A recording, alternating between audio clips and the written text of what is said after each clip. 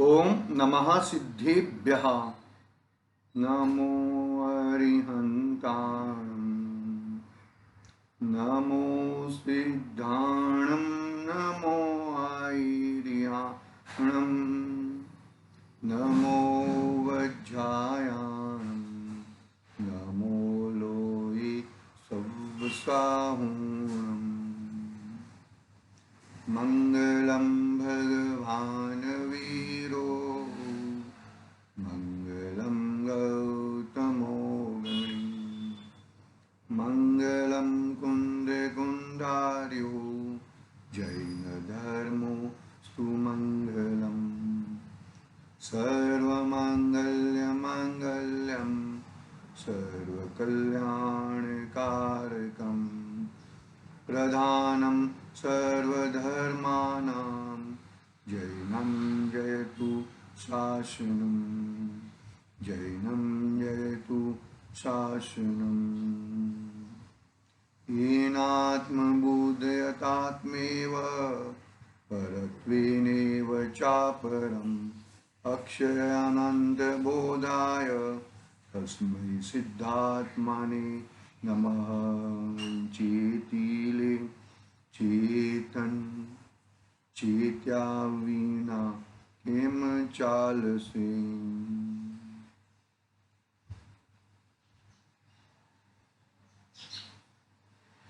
આ શ્રી સમાધિ તંત્ર મહાન ગ્રંથ છે। आचार्य पूज्यपाद स्वामी की ये महान रचना अपने महापुण्य के उदय से हमारे समक्ष विराजमान है। पुण्य के उदय से मिली है और पुण्य का उपार्जन नहीं करना है। क्या कहा जरा याद रखना भाई। पुण्य का उपार्जन नहीं करना है तो पाप का उपार्जन करना है कि नहीं भाई। पाप तो करना ही नहीं है तो क्या करना है? वेद विज्ञान करना है। वेद विज्ञान ही महामंत्र है। हमें जिनवाणी जो प्राप्त हुई है उसका एकमात्र हमें वेद विज्ञान तक लेके जाए, तू मैं कराए, उसके लिए ही हमें जिनवाणी मिली है। जिनवाणी का रसोस्वादन इसके लिए ही हम कर रहे हैं, अन्यथा और कोई प्रयोजन नहीं है। ये जरूर ध्यान में रखना। न पांडित्य करना है, न कोई विद्वानता दिखानी है। यहाँ पर तो क्या कहा, स्वाध्याय वो ही परम तप है ना।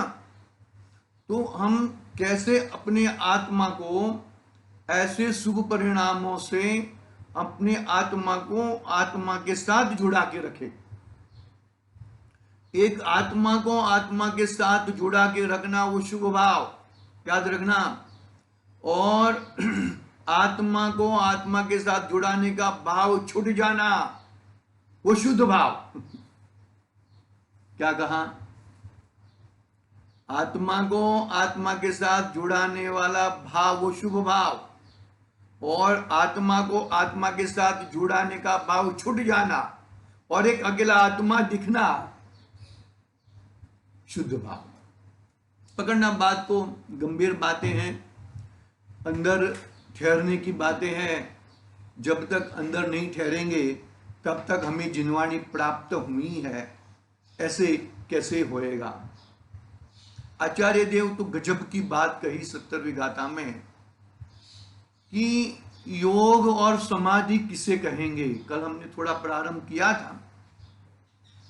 एक्चुअली सुबह के समय में थोड़ा कम समय मिलता है, थोड़ा मैं ट्राई करूंगा कि थोड़ा जल्दी हम प्रारंभ करें। आधा घंटा मिनिमम मिले ना तो थोड़ा बात हो सकती है अच्छी तरह से। मंदिर जी जाने का रहता है। ठीक है, विषय पे आते हैं। आचार्य देव ने योग और समाधि किसे कह दिया?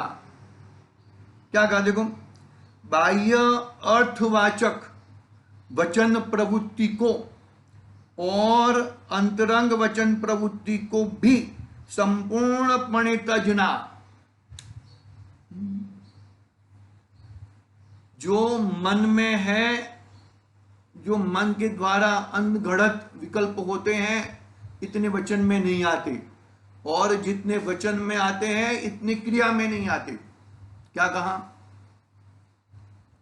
मुझे यहां पर थोड़े क्रिया, परिणाम और अभिप्राय की थोड़ी बात करनी है। जो मन में है, बरोबर है, मन कितना विशाल रूप कर सकता है ना। मैं धीरूभाई अंबानी हो जाओ, मैं मुकेश अंबानी हो जाओ, मैं इतना किंग हो जाओ। मन में है सो वचन में नहीं आ सकता। और वचन है जितने बोल सकते हैं इतनी क्रिया में नहीं आ सकता। तो याद रखना 3 बात कही मैंने। तो क्रिया जो है ना, क्रिया का जो है उसका परिणाम 0 है। याद रखना क्या कहना चाहता हूं मैं। क्रिया का परिणाम 0 है। परिणाम जो आए ना, परिणाम उसका भी नहिवत परिणाम है। परिणाम यानी कि विकल्प मन के द्वारा। लेकिन ये मन के पीछे जो अभिप्राय है, मैं ये पढ़ के पंडित्व दिखा दूं, अभिप्राय बहुत साइलेंट होता है, बहुत साइलेंट होता है। अभिप्राय इतना साइलेंट रहता है कि तुम उसको तुम पकड़ नहीं पा सकते हो। कभी कभी मन के विचारों को, विकल्पों को, कभी कभी परिणामों को तो पकड़ सकते हो, लेकिन वो परिणाम के पीछे क्या अभिप्राय है उसको पकड़ नहीं सकते हो। जब तक तुम्हारा अभिप्राय चेंज नहीं होएगा तब तक परिणाम चेंज नहीं होएंगे, और जब तक परिणाम चेंज नहीं होएंगे तब तक क्रिया में कैसे आएगा? आई मत समझ में? क्रिया में कैसे आएगा? तो यहां पर आचार्य देव क्या कहना चाहते हैं, क्या बात बताना चाहते हैं, बहुत गंभीर वाली बात, कि भाई तुम्हारा अभिप्राय चेंज करो। अभिप्राय के ऊपर तुम, मुझे मेरा अभिप्राय क्या है, मेरा अभिप्राय यानी कि क्या, मैं क्या चाहता हूं, इसके पीछे मैं क्या करना चाहता हूं, मैं इतना शतरंज क्यों खेल रहा हूं। शकुनी है ना, शकुनी इतने शतरंज खेले, हाँ, उसका अभिप्राय पीछे क्या था? वो वहां पे आए थे, वहां पर शतरंज में हारना, और फिर वो हार के यहां पर हस्तिनापुर बुलाना। ठीक है, सबको ये सब बातें सबको मालूम है। तो वो शकुनी का अभिप्राय, ऐसे हमारे अभिप्राय शकुनी जैसे तो नहीं है। याद रखना बात को भाई। अभिप्राय का फल अभिप्राय का ही फल होता है, परिणाम का फल निहिवत, और क्रिया का फल तो कुछ है ही नहीं। क्योंकि क्रिया को, ये क्रिया मैंने की, ये परिणाम मैंने किए, ये परिणाम से और परिणाम मैंने किए। वो जो अभिप्राय इसके पीछे और परिणाम ऐसा करता था और ऐसी क्रियाएं करता था, कर्ता बुद्धि का भार लेके, वो करना का भार लेके, अभिप्राय लेके जीवन भर बर्बाद कर देता है। जीवन बर्बाद कर देता है। एक समय अपने लिए निकालता नहीं है। बस क्या, देखो क्या कहते हैं, बाह्य अर्थवाचक प्रयोजनभूत भी बात करने की तुझे कोई जरूरत नहीं है। उससे समाधि कही यार। अरे यार ये ऐसा कर रहे हो, ये मंदिर बना लो, वो कर लो, ये ऐसा करना चाहिए, ऐसा स्वाध्याय भवन चलाना चाहिए, ऐसा प्रवचन, ये बात आनी चाहिए, वो बात आनी चाहिए। अरे ये तो अशुभ की तो बात जाने दो, अशुभ की तो बात नहीं है यहाँ पर। अशुभ को तो पहले उड़ा दिया, शुभ बात। और देखो, बाह्य अर्थवाचक वचन प्रवृत्ति, अनर्थवाचक वचन प्रवृत्ति तो पहले छूट गई। उसकी तो बात ही नहीं है यहाँ पर, उसको तो स्थान ही नहीं मिला, वो तो बहिरात्मपना में छूट गया।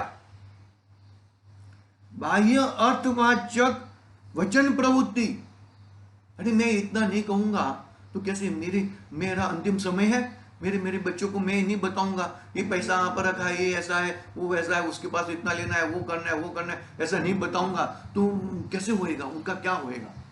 अरे कुछ गड़बड़ मत कर भाई।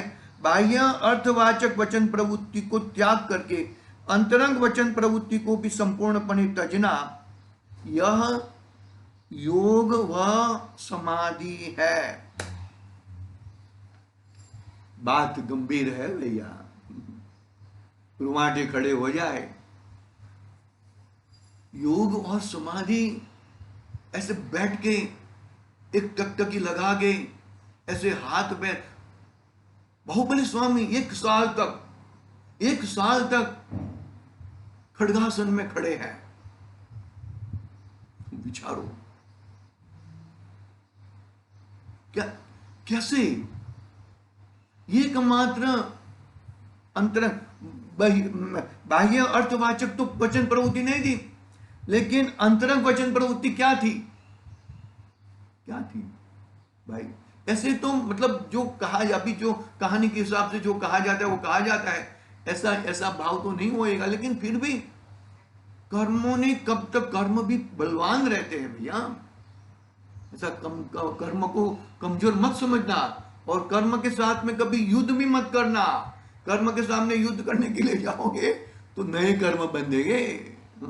जो कादव के अंदर खुशा हुआ हाथी है ना, वो हाथी निकलने का कोशिश करता है लेकिन वो अंदर खुपता जाता है।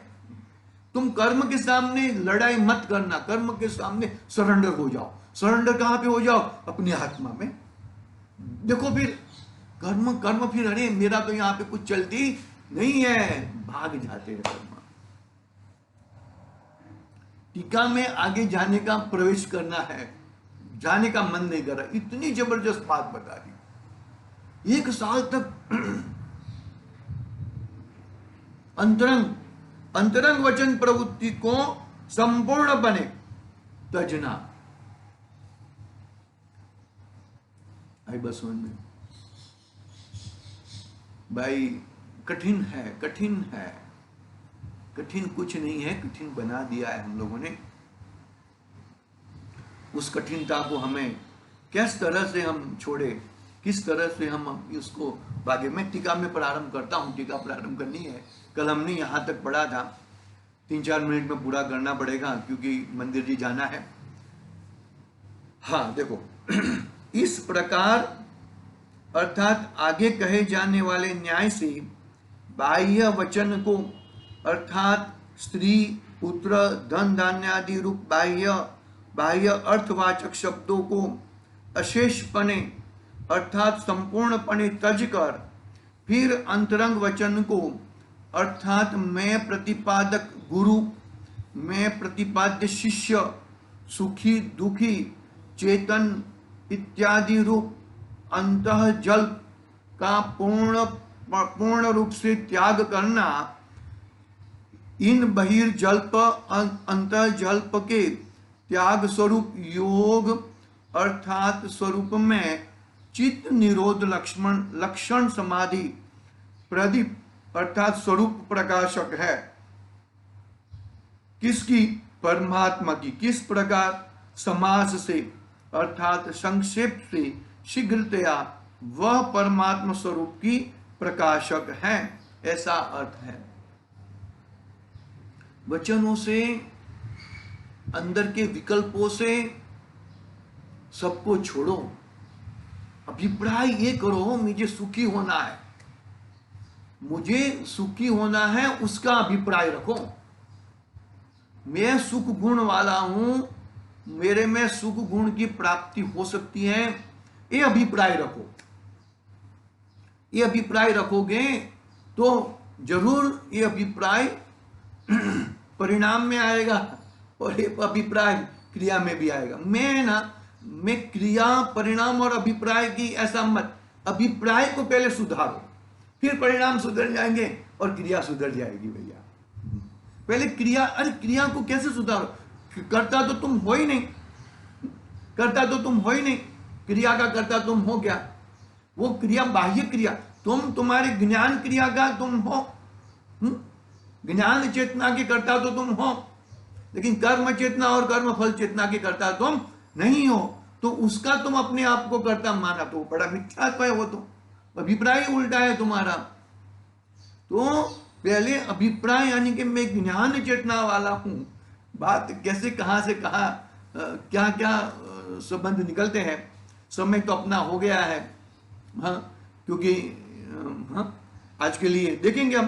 कल थोड़ा मैं कुछ कोशिश करता हूँ, मिनिमम आधा घंटा कैसे हो जाए वो जरा थोड़ा सोचता हूँ। आज के लिए ओम नमः सिद्धेभ्यः। निज निधि निज में बताई अनंत उपकार।